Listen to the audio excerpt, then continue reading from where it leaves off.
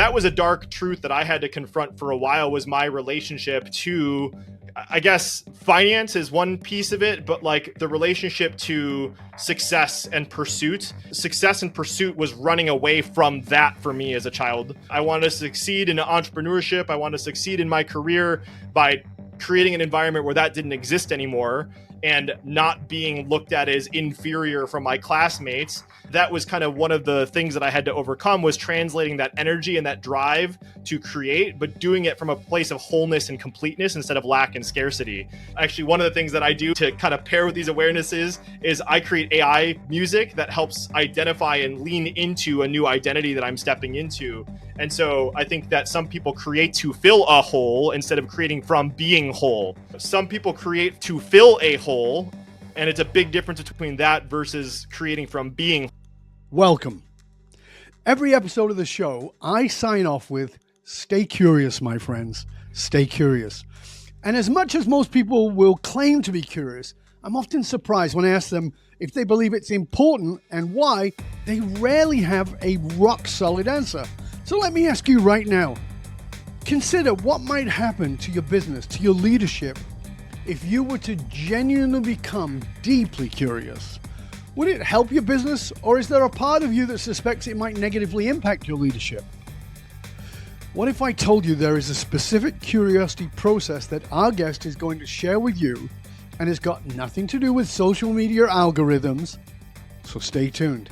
Welcome to the Dov Baron Show. Come for the stories, stay for the learning. I'm your host, Dov Baron. I advise high-performing leaders and organizations how to harness their emotional source code to transform their tribe.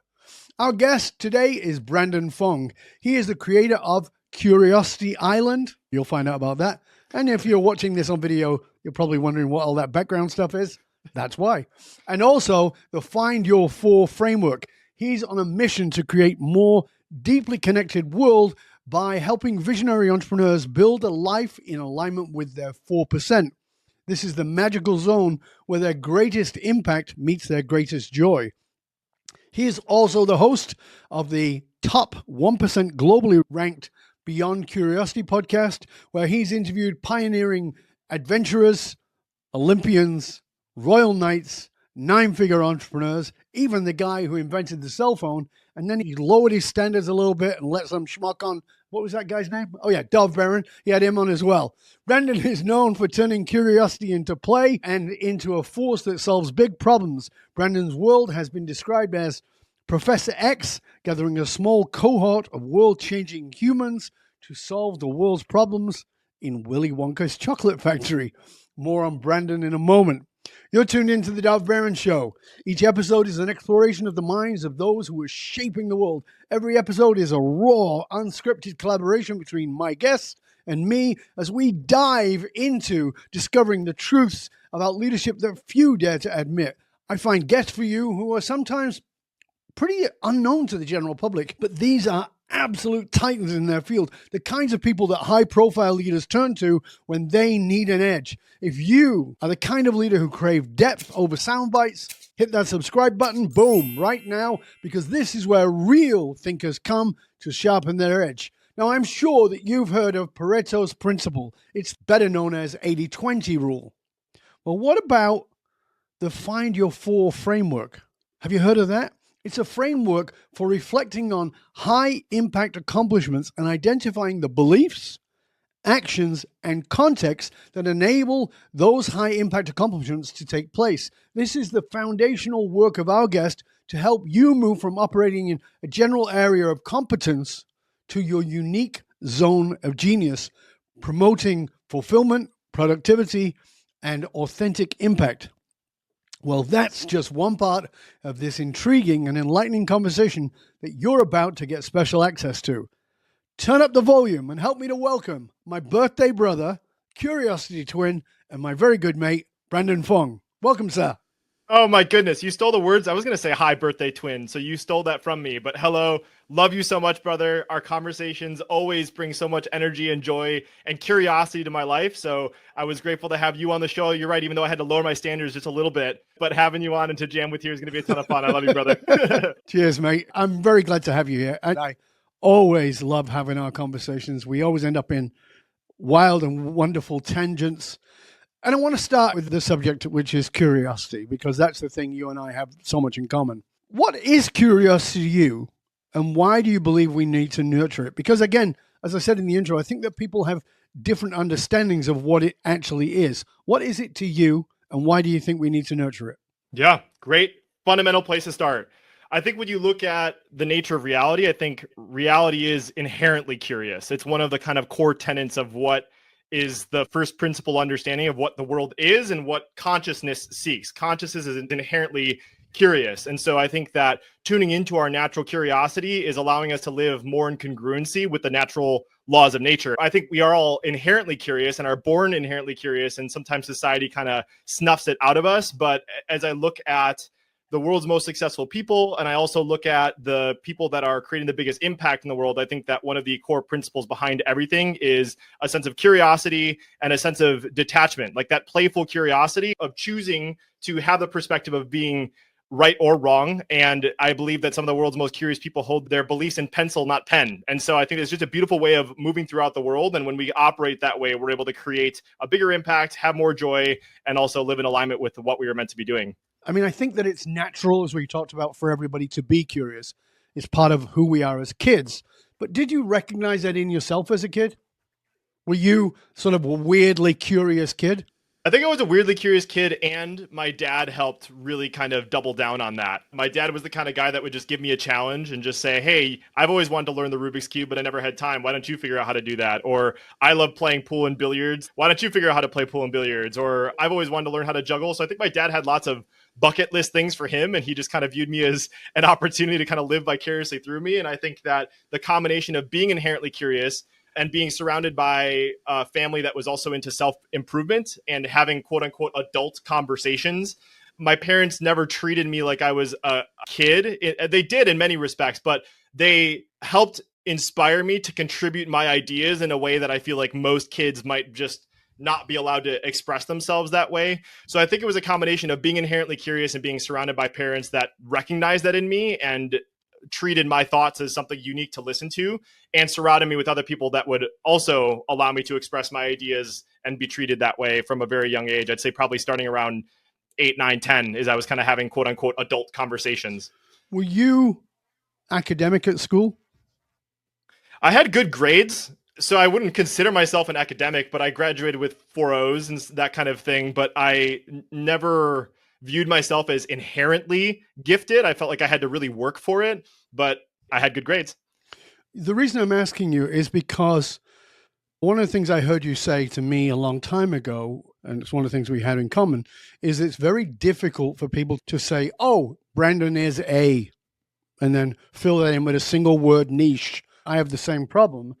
And I find that people who are more curious and creative have that challenge. And that's why I asked you, because people who are academics seem to go, okay, well, this is my thing and I'm going to do that thing. And people who would tend to be more on the creative or curious side tend to not do. That's why I asked you the question. Yeah, I'm an octopus. You're an octopus. Octopi make no sense. So I always joke with lots of my friends that we're all octopus aliens that can't really be quite put into a container. We're just all over the place. So let's do a theoretical question. Okay, cool. If curiosity was an organism, what would be its natural predator? And what would be its symbiotic partner in the modern mind? What consumes it? I'm trying to think of what I would consider to be the opposite of curiosity in many respects. One of the things that shows up for me is judgment, but I don't know if I would put that as the opposite. Well, that's an opposite, not necessarily a predator. Predator consumes. I'm looking at what would be a manifestation in the natural world of judgment that would consume an octopi. So it's a kind of an interesting equation. Is something showing up for you that we can kind of volley up back and forth on? Well, I think the natural predator of curiosity is fear. Okay. Because curiosity requires fearlessness. It's the willingness to be wrong. So fear has to be right. And so for me, if I approach somebody with curiosity and all they can come at me with is fear, my curiosity can't go anywhere. My friend has a really beautiful model that I think touches on this a little bit, and it's people that seek clarity versus seeking certainty. And if you're seeking certainty all the time and you're seeking to be quote unquote right versus pursuing curiosity and clarity of being open to alternative perspectives. It's just a much more flexible and transformational way of operating inside of the world. Yeah. So what do you think is the natural symbiotic entity of curiosity? What really feeds it and grows it, nurtures it naturally? It's so formless, right? Because curiosity is so organic in the way that I approach it. What do I associate with that? I would associate light. I would associate love, kindness, but physical entities, sunlight, open spaces, air. And then I guess I would assume that the opposite of darkness, being deep in the ocean, even though that's a really fun and curious place to be. And there are lots of octopi that are there. So you may be wondering why I'm asking this, because this is an obscure question. And you knew I was going to go to obscure because Yeah, it's that's the our best place to go. The reason I ask you is because you've done a lot of stuff. I mean, you're a very young man, and I don't mean that as any kind of an insult, but just you are. You're a young guy. You ran a marathon. You competed a Spartan Ultra, which is 50K and 60 obstacle race. You competed 200-mile bike rides. You and your bride have been to 24 different countries together. You got engaged at the famous fountain in Italy. You've spent time on Richard Branson's Necker Island. You've explored many different things, and that's why I brought it up. You seem to have confronted whatever that beast is that represses curiosity. Yeah, I think I keep coming back to judgment and fear. I think fear is a really good one, but I think that lots of what inhibits people's curiosity is their lack of confidence in being able to be fully self-expressed. Because it's like, if you're going to chase what is naturally driving you and kind of put yourself as a shingle as the person that's going to study about that or talk about that or go do that thing, your combination of afraid of people judging you for being naturally curious about that thing, and you're afraid of your perception of how you think that you're going to show up. And so I think that the people that are the most curious are the people that are just like, no, that is what I'm curious about. And I'm just going to go dance over there or play that thing. And if other people like it or they don't, that's kind of on them. It's taken me a while to kind of have that kind of unapologetic nature to the curiosity. There's a time and place where some of my curiosity was driven by a sense of needing to achieve or to set myself apart as someone else. And so I think that there was kind of a negative flavor to some of it. But as I've grown and evolved and kind of developed a deeper and more loving relationship with myself, the kind of fundamental nature of it has shifted. And it's more about becoming more of who I am than it is chasing and trying to become something that I wasn't. And so I would say that those are some of the things that I battled against, quote unquote, is the judgment and fear, but it's kind of transcended into just, this is just who I am now. So can you describe a moment when you were pursuing curiosity and you got a hard confrontation? Because I think a lot of people are afraid of their curiosity. There's something in their mind, at least, something that will happen. Can you describe a moment when you've confronted curiosity or confronted something with curiosity and got a hard pushback? I have an example that I think is a really powerful one, and this is a new awareness for me, is that for the longest time, I had an identity based on being a builder of visionaries' ideas. So I had this identity of, I'm the guy that can make shit happen, and I'm going to find somebody that has really cool stuff going on and I can make it happen. It's kind of how I got to where I was able to connect with some really high level people, is because I had that skill set. And so I had to eventually face the fact that if I was going to operate as a visionary, or like somebody that was underneath a visionary and being stuck in that identity of being a builder of somebody else's world, I had to let go and confront the fact that I felt like I was constricted. I felt like I couldn't naturally express what I wanted to create. And so it's one of those classic examples of what got you here won't get you there. It's like, I got to where I needed to get by learning directly from somebody and supporting them in their vision.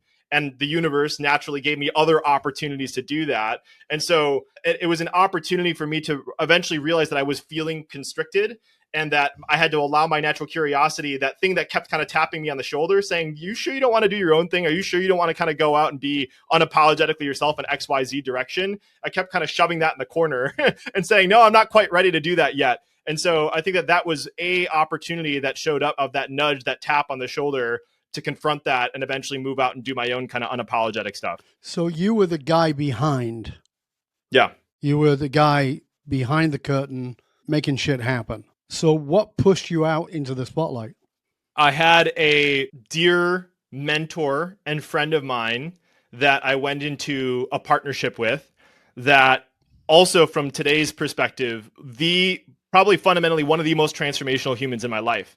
However, that individual did choose to leave my life in a very strange, very weird way that I did not see coming. Have you read Conversations with God? This is a side tangent, but I promise I'll bring it back. So Neil Donald Walsh, have you happened to read his children's book adaptation of that? Maybe or maybe not. It'd be a good one to read with your grandkids, because I know you're always into getting books with your grandkids. But I promise I'm going to bring this back to what that answer was. In that book, this adaptation of Conversations with God, there is an angel that wants to learn and experience what forgiveness is. And so God is like, well, in order to understand forgiveness, you have to be betrayed in some way for you to understand what forgiveness truly means. And the little angel's like, I really love that. One other angel shows up and says, I'm going to help you. I love you so much that when we're earthside, I'm going to betray you so that you have the opportunity to understand what it means to forgive. And so that's my relationship with this person right now. They may or may not know that. I love them so much. I have such a beautiful relationship with them, but they were that person that not only inspired me to go off on my own, went into business with me, and then lovingly gave me an opportunity to kind of be like, well, I guess I'm kind of on my own, because they left in a very strange way. And I had a lot of momentum and identity and relationship built around this person. And so that was the catalyst and beautiful opportunity for me to be like, okay, I think I've recognized my pattern, because my being one to be like, okay, I don't have someone that's guiding me. I don't have a mentor right now. Let me go find somebody else again. And of course, the universe gave me a few different options for that to happen. But I had to literally just sit and be like, I'm just going to sit with the questions. I'm going to sit with the questions of who am I? What do I want? What is my purpose? What are my core values? What's my identity? What are my strengths? What are my superpowers? What might happen if I looked at the raw building blocks of that and build a life from those things? And that required a bunch of unapologetic self-expression and examination and understanding and curiosity chasing to then build with those Lego blocks. So what would you say to somebody? Because what you're describing to me, again, my metaphor, not yours, is your fall. You know, we've talked about the fall, and this is your fall. So what would you say to somebody who's going through that fall in their life, whether it's a bankruptcy or a divorce or the loss of this great mentor, this great guide? There's a million ways that that could be happening. What would you say to them that would potentially ease their path? We're not going to make it easy, because it isn't easy, but ease their path, or give them something that is a guidance. It's so hard to have this perspective going into it, but I would say it's to really approach that space with love and compassion and kindness for yourself, because it's very easy to kind of go into a really dark space there. The pattern that I've observed from seeing lots of other people go through this on the podcast and hearing my own stories of it and then going through it myself is that you asked for this. Like, some that might be kind of a confrontational way, but like something about the way that you were choosing to operate in the world, this was given as a gift to you to be able to experience this and understand what it is. And it's very easy to crawl back into an old pattern and not listen to that. I heard someone share with me once, it's like the universe will send you a feather. If you ignore the feather, it's going to send a brick, chuck a brick through your window. And if you ignore the brick, it's going to send a bus your way. So depending on whether or not you're brick, bus, or feather, maybe you are in a bus moment or a brick moment, just note that my perspective is that it's an opportunity for a course correction, but it takes being able to sit in that soup of sitting in that darkness and being okay with having more questions than answers, and being open to the fact that there's an opportunity to kind of redefine who you are in that moment in a way that is more beautifully aligned than maybe what caused you to go off that derailing in the first place. So I think that if you treat it with the right energy and love and kindness and compassion of yourself and curiosity of understanding of what might be here for me, that's where the magic happens. I'm going to push back, because I think you're absolutely right. But who the hell's going to do that? The truth of the matter is, I know that if somebody had said that to me when I fell, I would have told them to go forth and multiply with themselves. So that's the pushback on that, because I think that these things are easy to say, even for you and I, having been there and gone through it. What I'm asking you is, what do you think they need in this moment? You're sitting in this shit you're in right now, and it feels like, maybe, I know it was true for me, maybe you're feeling like life isn't worth living, and you're about to check out. That person's in front of you, Brendan. Those highfalutin ideas are lovely, but what do they need? I think an option or a perspective is to simply look until the next day.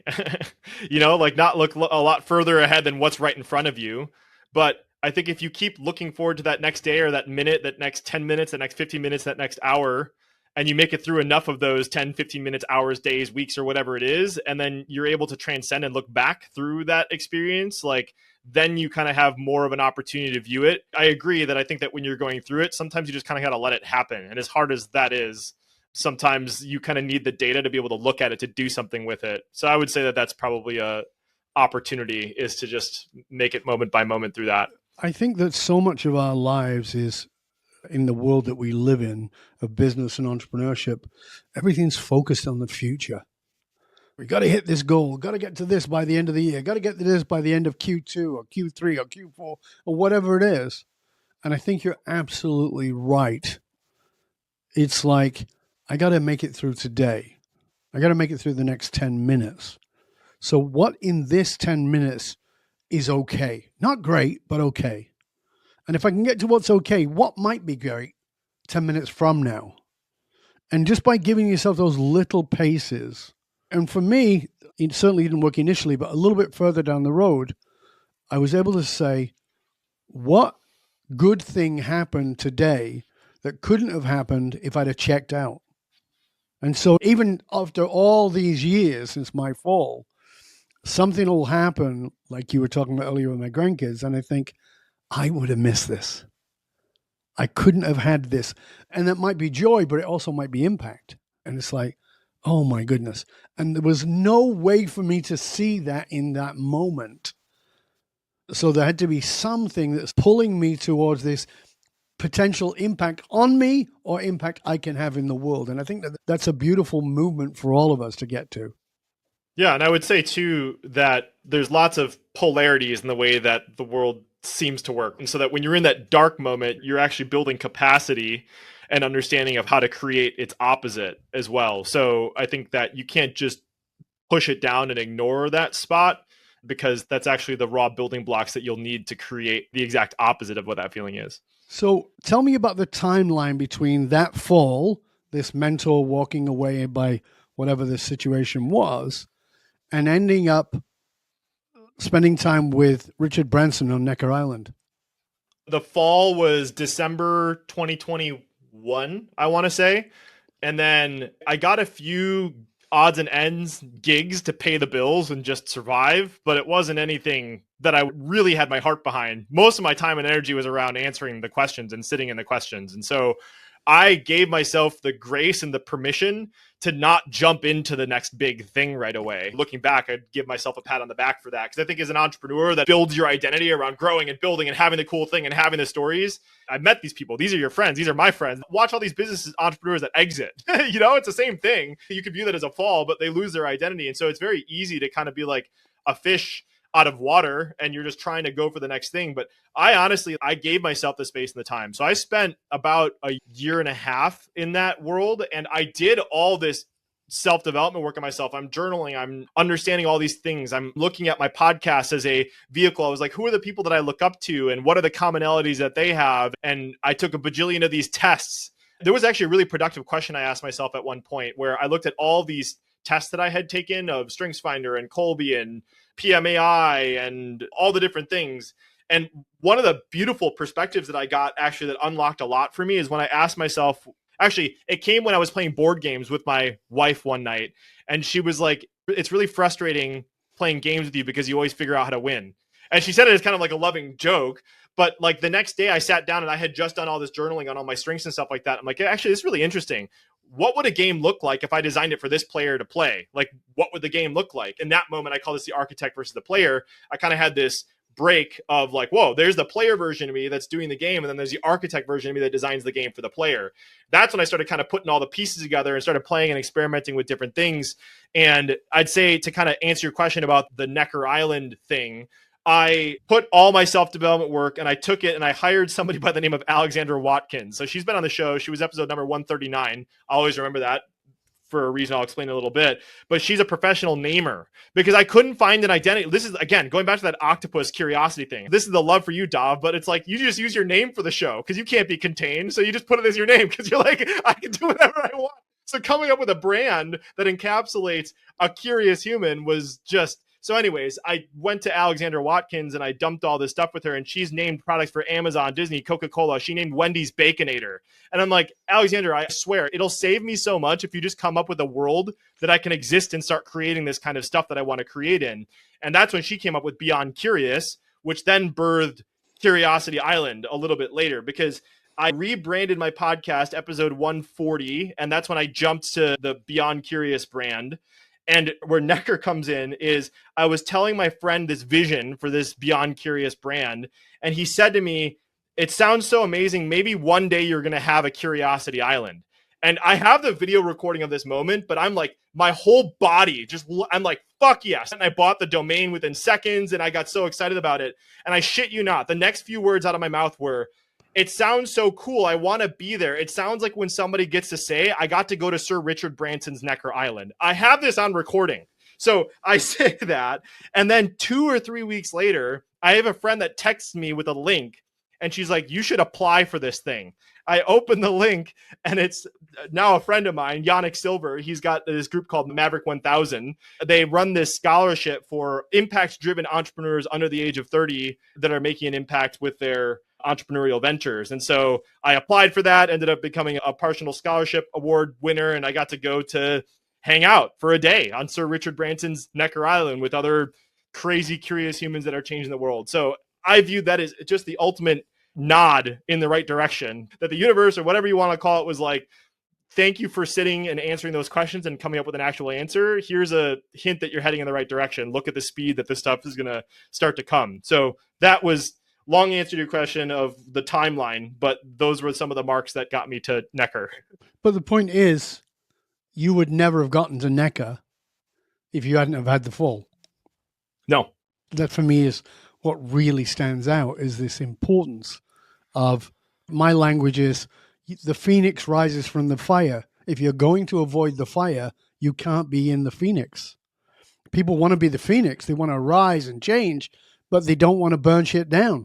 Well, the phoenix doesn't happen without a fire, but nobody wants to burn. Yep, I get it. I don't want to burn either, but that is the process. You can dislike it.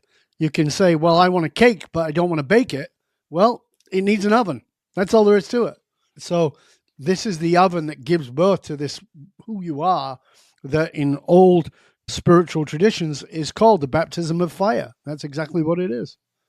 It's powerful. It's interesting because it makes sense. Our whole world is based on cycles. We have like the months, and I'm not even into I just haven't explored all the astrology stuff like that. So like, I'm not about to sit here and give you people's horoscopes, but I think it's just natural to look at the world and be like, this thing operates in cycles. We have winter, we have spring, we have fall. It makes sense that since we're kind of fractals of the greater thing, that we're going to have our own damn cycles, and some of it's going to suck. But it's like, it's just kind of, birth and death is just a part of nature. Like, our cells are dying and being birthed every second. And so like, then eventually we will die, and there's another birth and cycle. But like, the same thing goes with our evolution, is that there are natural parts that have to die and natural parts that have to be birthed. To argue against that is to argue against nature. There is no spring without winter. And in winter, everything appears to be dead. If you want to see a great film that really explains that beautifully, Peter Sellers. Great film. It was the last movie he ever made. I'll remember the title in a moment. But it was the last film he ever made. And it was just about being, about how to be. Peter Sellers, who you may know was the original Pink Panther, brilliantly funny comedic actor. And this movie is comedic. It's very funny. There's some really funny stuff in it. But it's called Being There. And it's deeply philosophical. And if you watch it, you're like, oh, like you're laughing your ass off and then going, oh, I get it. Very good. All right, we're already at the end of part 1 of the show. We're going to be back for more of our delicious conversation with Brendan Fong in just one click. But before we do, Brendan, please tell people where they can find out more about you, about all the wonderful resources you have, your podcast, etc. Yeah, I would say at this point in the game, at this part, I'm so excited for part 2, but I would say jump over to Beyond Curious. And if you want to hear an epic conversation with Dov, he was episode number 188. So wherever you're listening to this, I'd be honored to have you listening to some Beyond Curious magic. I am incredibly grateful to have the platform to chase my own curiosity. And we had a great conversation. So if you want a beautiful look into Dobbs' free climbing fall from 120 foot, your Phoenix moment, and chasing curiosity and consciousness. I re-listened to our episode before coming to this. So I'd say for now, that's probably a good place to go explore, is go check out Beyond Curious wherever you're listening to this, and specifically go check out episode number 188 if you want to listen in on the other side of the mic here. Oh, thank you, sir. And I really appreciate that. And we'll make sure, of course, that the link is posted in the show notes. We're going to be back in just one click. Stay curious, my friends. Stay curious. Welcome back to part 2 of our delicious conversation with Brandon Fong. He's the creator of Curiosity Island and Find Your Four framework. He is also the host of the top 1% globally ranked Beyond Curious podcast, where he's interviewed pioneers of adventures and Olympians and knights and even the guy who invented the cell phone. He's known for turning curiosity to play with the forces that solve big problems. He has done some amazing things. We've had a really interesting conversation. And one of the things we sort of touched on, and we're going to go into it a lot more here, is what he calls his Finding Your Four framework. Because everything he's doing is around curiosity. And he talked about in part 1 how he got confronted with that himself, from believing himself and seeing himself as the guy behind the scenes, to coming forward and realizing that he had to step forward into that. And what was his process for finding that? And part of that process is a curiosity process that he's sharing with the people he works with, and he's going to share with us in a little while. So let's jump back into that part, if we can, Brendan, and really sort of explore what that's about. Describe for us a moment when pursuing Finding Your Four led you into an uncomfortable truth about yourself, forced you to radical change. I know you talked a little bit about that at the beginning. What was lost and what was gained is really interesting for me, because sometimes we think we're losing something and it's to our advantage. And then we're going to talk about how to do that for others. Yeah. So I'll just start by saying the quote that you and I nerded out about this for a while ago, but one of the kind of quotes that sets a really good context around this is by Carl Jung. Until you make the unconscious conscious, it will control your life and you will call it fate. And for the longest time, I only viewed that from like a negative perspective. Like, what are my negative limiting beliefs and how might I increase my conscious awareness of those negative limiting beliefs so that they don't have as big of an impact on me? But I realized that same quote, after it was staring at me at the face for forever, that same quote applies to our positive strengths and abilities. That there are unconscious things that we do that are creating the majority of our results, and how might we increase our awareness of what those things are so that we can become more effective with them. So that's the kind of wild and fun and curious and murky underground that we're playing with, is this kind of like, how do you increase unconscious awareness in both the light and the dark? And so your question kind of started on the dark side, or like, what are some of the negative limiting beliefs that I had? And actually, this kind of came up a little bit during our conversation on our show. I grew up in an entrepreneurial household, and one of the kind of seasons that we were in was a kind of a murky financial situation growing up. My parents are doing a lot better now, which is amazing to hear. But I had my dad share a story with me where I was like, really? It was like that? And he was like, yeah, there was a year where we made $25,000 and I had $20,000 of expenses. So we had $5,000 for the whole year for the family, and it was not a fun year. And so I grew up kind of getting that free lunch program at school. And the fun thing was that the ultra fun part was that I kind of went to a really wealthy school district. We got into a wealthy school district. And so all my friends were getting whatever the hell they wanted. And I was like kind of slinking around trying to make sure they didn't see that I was getting the free lunch program or whatever. That was a dark truth that I had to confront for a while, was my relationship to, I guess, finance is one piece of it, but like the relationship to success and pursuit. Success and pursuit was running away from that for me as a child. I wanted to succeed in entrepreneurship. I wanted to succeed in my career by creating an environment where that didn't exist anymore, and not being looked at as inferior from my classmates. That was kind of one of the things that I had to overcome, was translating that energy and that drive to create, but doing it from a place of wholeness and completeness instead of lack and scarcity. Actually, one of the things that I do to kind of pair with these awarenesses is I create AI music that helps identify and lean into a new identity that I'm stepping into.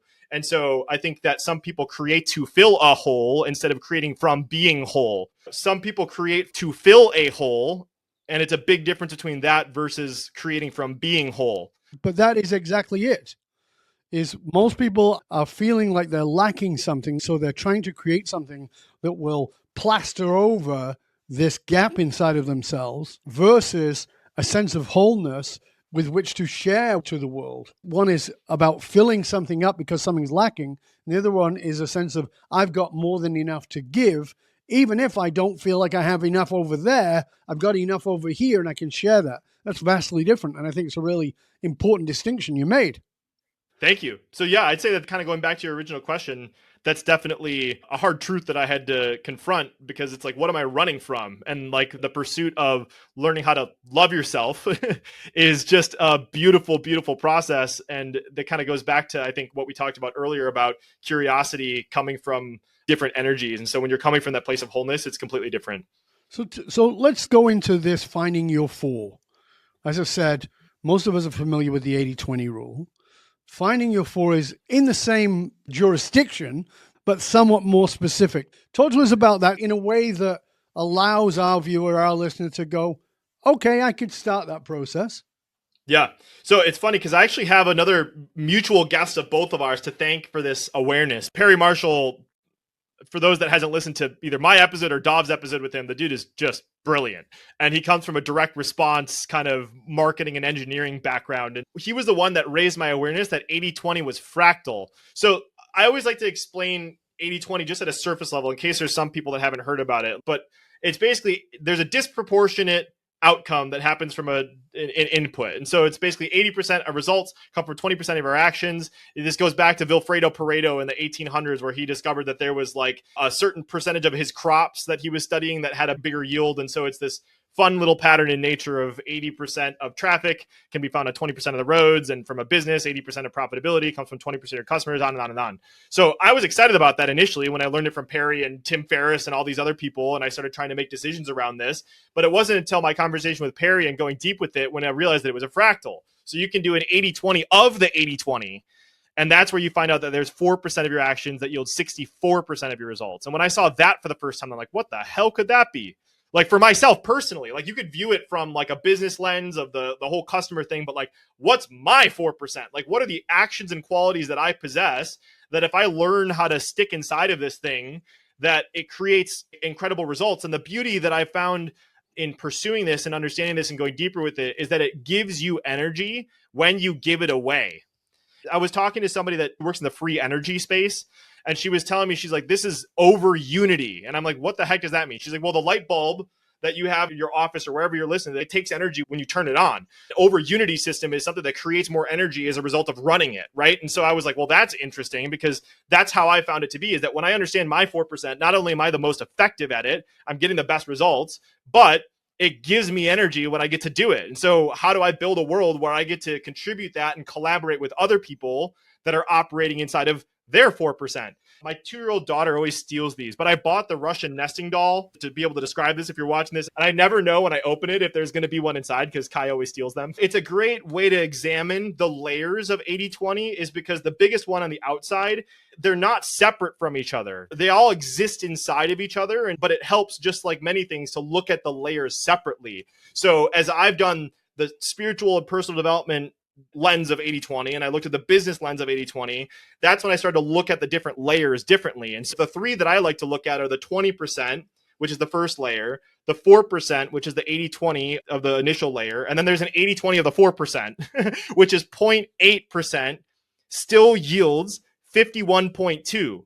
And when I saw that for the first time, I'm like, okay, that makes even less sense than the 4 yielding 64. What could be under 1% of what I do that makes the majority of my results? And to me, like I said, I laid it all this stuff. I realized that to me, the best understanding of that is your identity and your core values, and I guess your consciousness you could put in there too, but that's kind of harder to like actually look at. Actually, I take that back. There's lots of ways to look at your consciousness, but all that to say is that those are the layers, the way I look at it. And the way I define it is the 20% are your environment. What are the environmental conditions that need to exist for me to feel safe, to be able to express my unique actions and gifts? The 4% are what are the qualities and actions that I'm taking within that particular domain. And the 0.8% are what are my core beliefs and identity that lives at the heart of all this. And that when you will live in alignment with all three of those and you collaborate with other people operating that way, it creates a whole bunch of magic. Can you walk us through an example of it?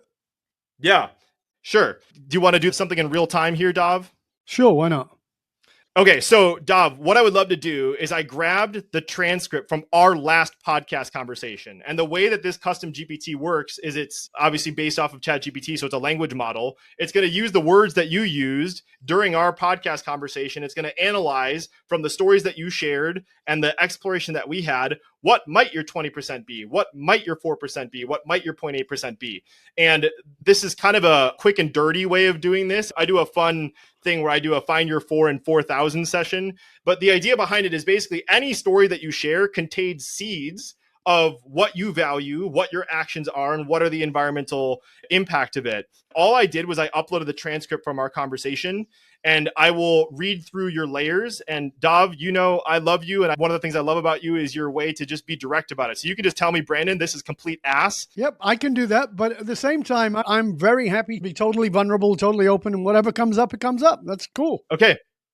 Beautiful. Just for some context, we shared a whole bunch of stuff in our podcast interview. We shared about your free climbing fall. We talked about your father and him leaving you when you were 7 years old. We talked about one red thread. We talked about all these different things. Some of the conditions of your ideal environment that it brought up, it said as a title for it, Forge of Radical Authenticity. So conditions for your ideal environment, radical truth telling. You feel alive in places where people are willing to confront uncomfortable truths about themselves, leadership and purpose. Depth over performance, superficial success and status drain him. What fuels him is deep emotional honesty and integrity. Intimate transformation. He creates sacred containers where emotional walls come down and genuine human transformation unfolds. Dynamic mentorship and challenge. You flourish where there's constant evolution, environments that combine mentorship, rigorous challenge, and heart-centered growth. And purposeful storytelling. Conversations become catalysts for revelation, not entertainment. He uses narrative as a tool for identity reconstruction. So I'm curious to hear your initial reaction to that. And then I have some comments on top of that. Where does that land so far as your 20% environmental conditions? I think that lands very well in environmental condition because it's a general environment of what it needs to be. I think it's on the button. Okay, cool. Yeah, and I think what's really special when you get better at defining your 20% is sometimes when I talk to people about this, they overly define it in terms of their career or what they do. And I think that it is way more powerful to look at your 20% spanning across different examples from your life. So for example, when I've done explorations in this, I love playing spike ball. So I'll talk to you about playing spike ball. I'll talk about the board games that I like. I'll talk about business problems that I've solved. And what I've come to understand around my 20% is that I am confident that the way that I've defined my 20% is that it's basically context agnostic. Basically, these are the conditions that whether they're in my personal life, my professional life, I will be more likely to be able to create more magic if I am able to have these 20% conditions inside of it. So just let me jump in for a moment because I want to give the listener and the viewer some context here. I think that oftentimes we frame ourselves quite limitedly in what it is we do. But if you think about when you're at your best, that may have a professional context. But you might be having a conversation with a friend or your beloved or some other situation in a team sport or a personal sport, whatever it is.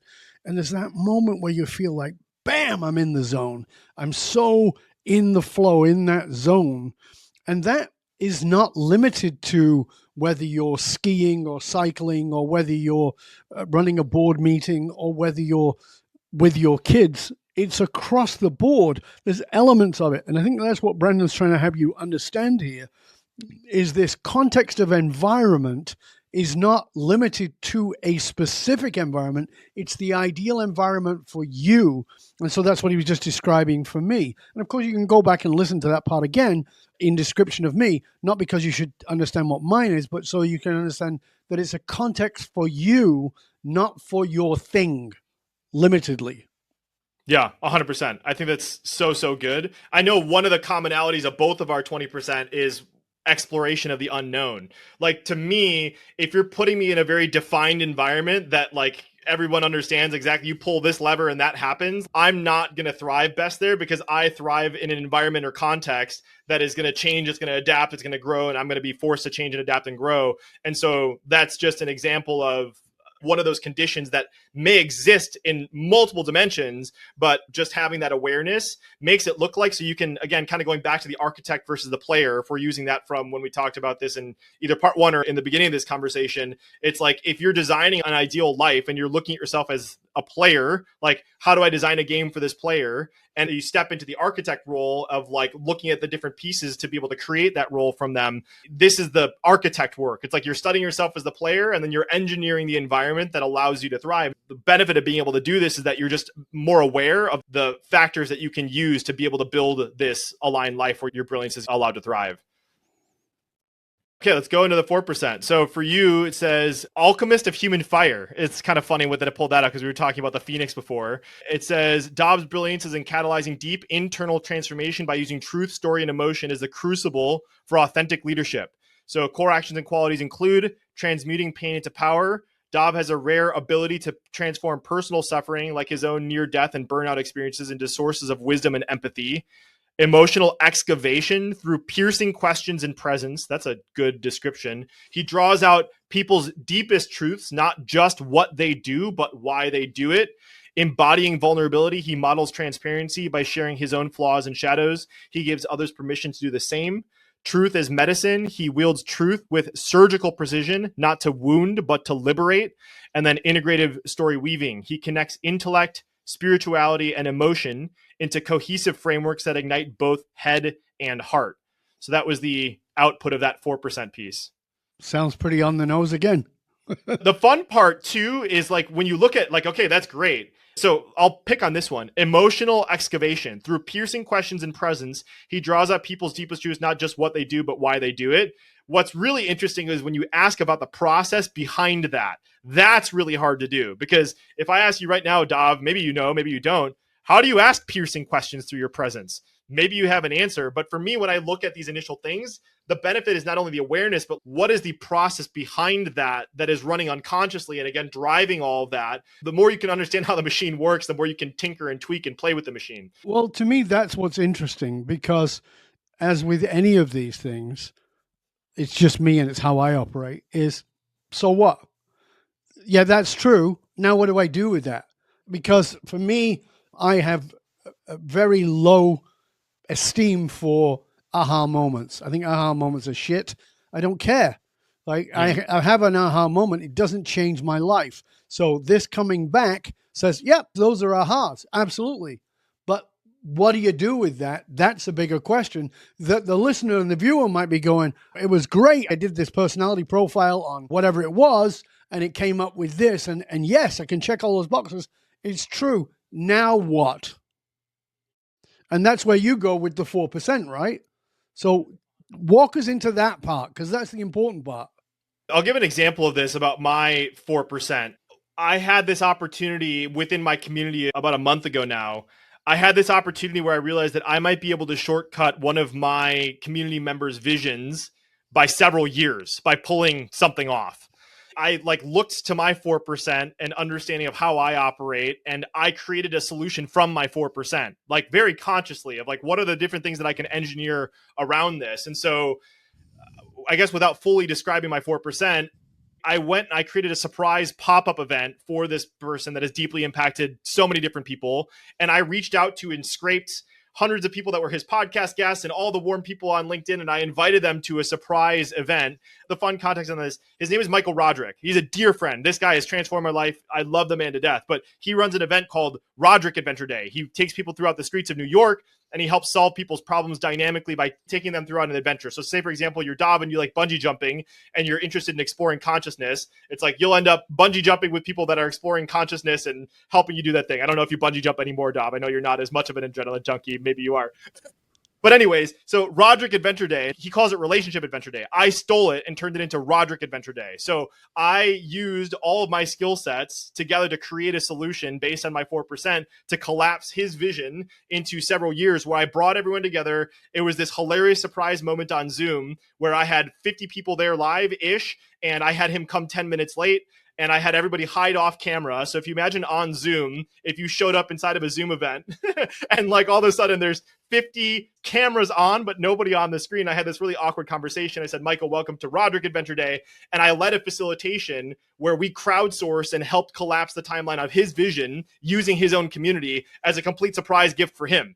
And then we gave him all these cool gifts and got him Broadway shows and all those kind of things. The way that I was able to do that was from understanding my 4% of being able to bring humans together. It's being able to communicate effectively. It's using my, what I call reductionistic and synthetic thinking of breaking down the multiple problems that I was solving. I solved for like maybe 6 or 7 different problems in that. One of them being, I asked Michael a while ago, I was like, Michael, where are your video testimonials? And he's like, oh, I have like one here and one there. So as part of this, I got 56 fucking epic video testimonials about how this guy has transformed everyone's life. And I created this epic gift at the end of dumping that on him. So anyways, I don't want this to be into a whole deep dive into Roderick Adventure Day, but like what this 4% has done for me is now that I know how I think, I can operate and architect and design solutions based off of what would be naturally easy for me to pull off. And so what looked like freaking magic for people, like impossible to pull off, like within a month, I cold outreach to 300 people leveraging my automations, and I designed a facilitation. I brought my entire community together and all these different things. And all of it was based off of effortlessness. It was easy for me. It was fun, and it created an exponential result for him. So a little bit of a side tangent, but that's just one of the ways that having this awareness about how my brain works, I'm able to kind of design more things that are oriented to the way that I would naturally solve problems. That's you, and people will respond with that. Well, that's you. Give us an example of somebody who, like, you could even use mine, it's okay. An example of someone understanding their 4% and then honing in on, this is my magic. So now I can apply that magic this way. Well, it's interesting, but as I read one red thread, that was you understanding what your 4% was and taking an opportunity to deconstruct and slow down, saying, what the hell am I doing? Because I would assume that emotional excavation is a huge part of what went into one red thread. And so I think it's that part of it is that you said, aha, awareness. Great. That's fantastic. I got an output that says I do this. The work is really going deeper into asking, how the hell do I do that? And slowing down. And when you're able to kind of deconstruct it and repeat it for someone else, that's where some of the magic happens. So I think that you have done that many times. That's why you're a prolific thought leader and creator, is because not only are you aware of your awareness, but then you can break down how your awareness works and translate that into someone else. I think this is really the important thing for people, is that oftentimes there are these wonderful ideas that we get caught up in, but we don't know how to do something with them. I remember years ago, a very good friend of mine sitting with me who was mentoring me around something.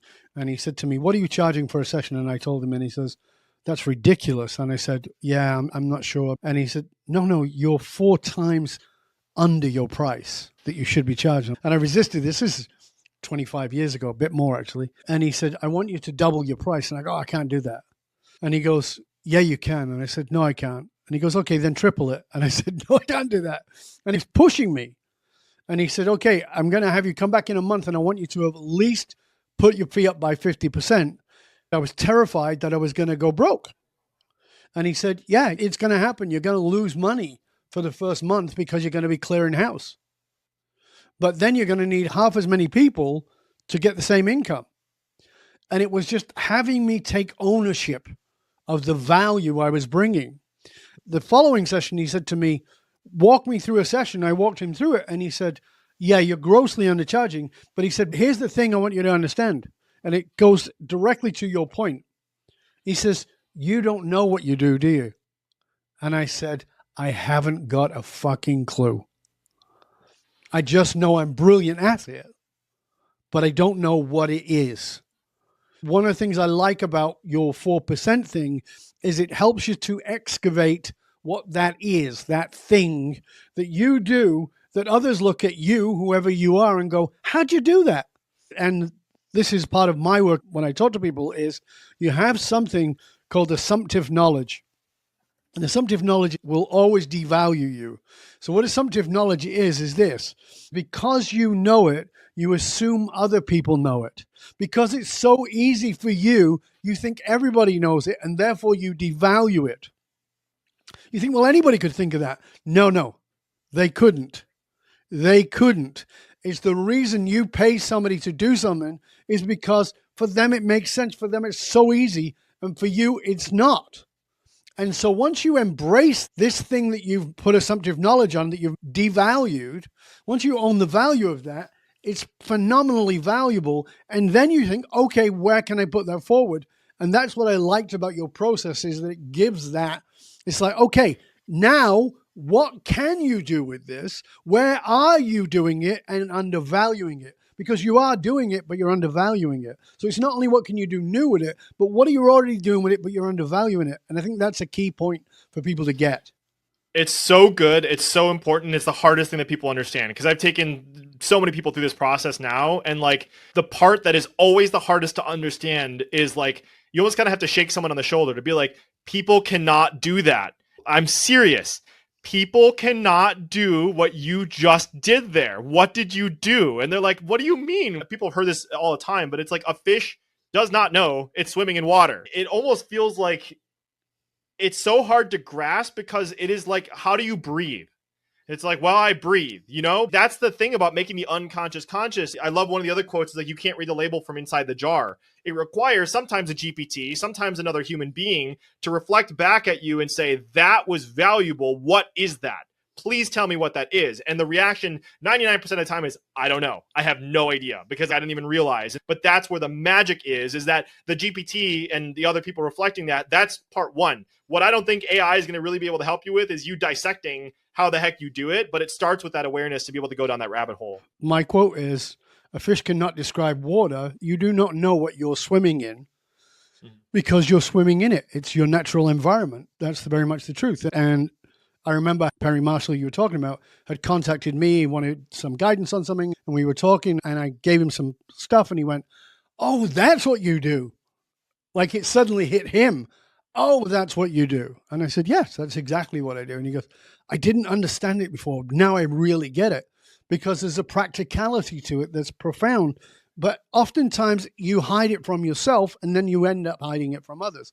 And clearly I was not saying it clear enough, because he went, oh, that's what you do. But that's the point, is that you've got to get that piece super clear. Now, we're very close to the end of the show, and I wanted to get into this idea of world building. And I just want you to sort of help us understand that in this context, because I think it's novel, it's interesting, and I think it's certainly more appealing to younger people who've grown up in the world of video games. Yeah. One teeny thing on this, and then I'll go into the world building thing. A way that people can apply this. The next time you get a compliment, a sincere compliment, that is the place to study.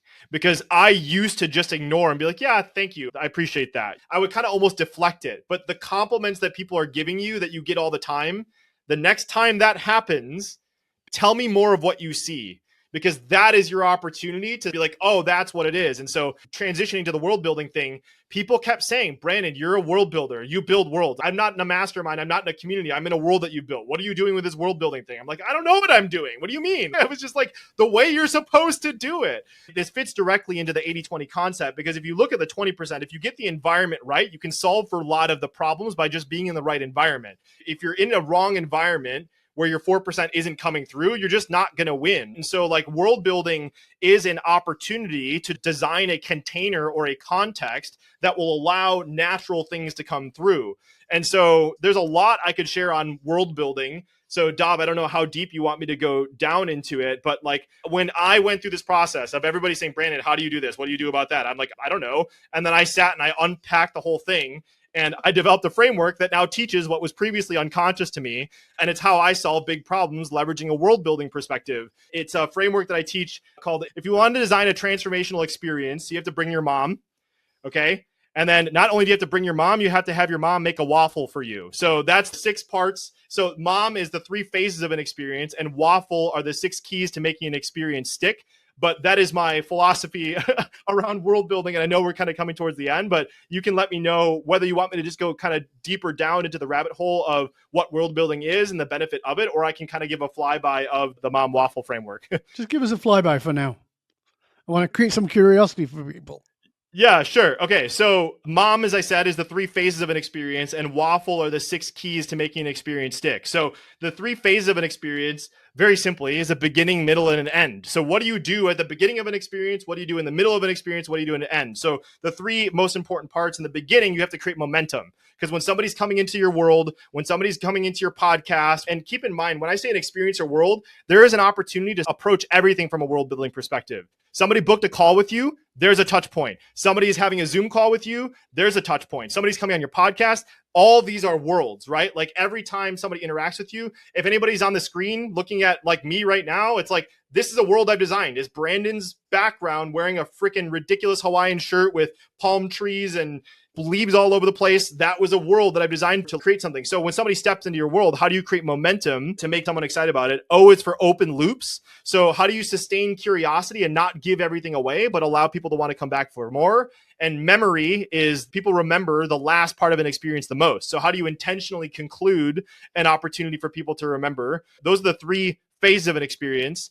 Then within any one of those phases, you can apply the six keys to make an experience stick. So waffle at a flyby stands for world, anchors, fusion, flaws, language, and emotion. So what I always look to do is when I create an experience, I start with the end. So the last word is emotion. So what are the emotional qualities that I want someone to feel when they step into my world? And so for me, it's curiosity, awe, wonder, fun, play, magic. So those are the emotions I want people to experience.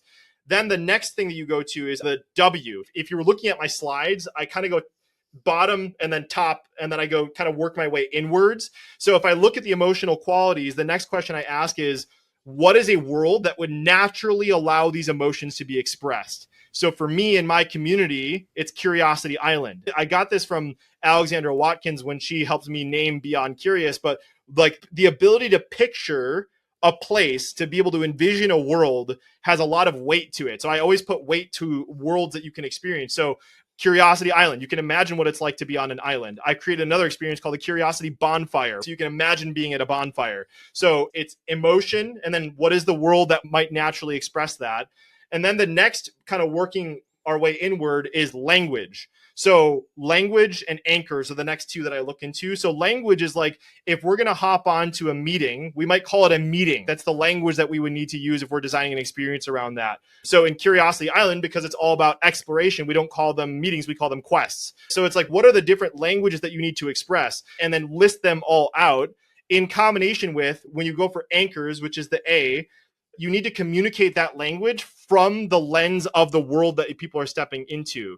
So if I've chosen island as my context for the world, I literally sit and I think about what are all of the anchors, the things that I would associate with that world. So for me, it's sand, pirates, we have palm trees, we have letters in a bottle, we have parrots, we have bungalows, we have passports. If you're going to live in a world, you need to have a passport. So like in my community, people actually get a physical Curiosity Island passport after completing a citizenship process to come on my island and become an official member. So like those are the different anchors that I associated with it. And so everything I need to express has to be within the context of those anchors. For example, one of the things we do in Curiosity Island is everybody understands their 4%, but they also translate their 4% into a breeze offer. So again, this goes into that exact, I'm solving for what you said, Dov, is that like it's hard to understand and then package your 4%. Like, what are you doing? So we make everybody do that. But again, the reason why I gave that example is because it's a breeze offer. It's not just an offer. That would be a language that exists somewhere else.